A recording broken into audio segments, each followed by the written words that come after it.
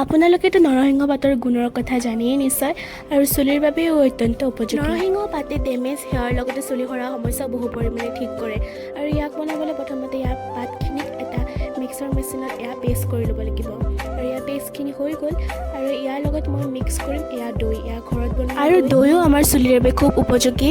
দৈ আমাৰ চুলিখিনি চিল্কি কৰাত সহায় কৰে। মিশ্ৰণটো বনাবলৈ এটা পাতিত মই নৰসিংহৰ পেষ্টখিনি লৈছোঁ আৰু ইয়াতে মই কেইচামুচমান দৈ মিহলাই লৈছোঁ। দৈ মই 5ৰ পৰা 6 চামুচমান ব্যৱহাৰ কৰিছোঁ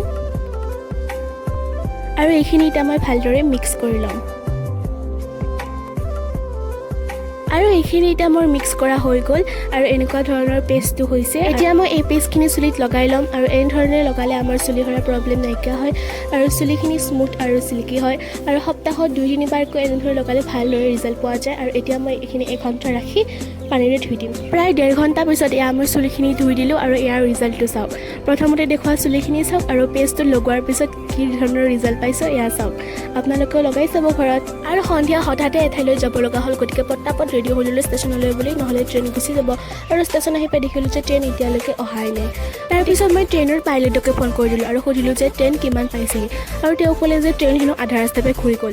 এতিয়া কি কৰোঁ সেই 1 ঘণ্টা মই খুজি কাঢ়ি দিলোঁ। পিছত তাৰ পৰা মই দুখ মনেৰে গুচি আহিলোঁ আৰু যাব নাপাই মই আহি এটা আইচক্ৰীমকে কিনি খালোঁ। আজিলৈ আহিছোঁ, বাই।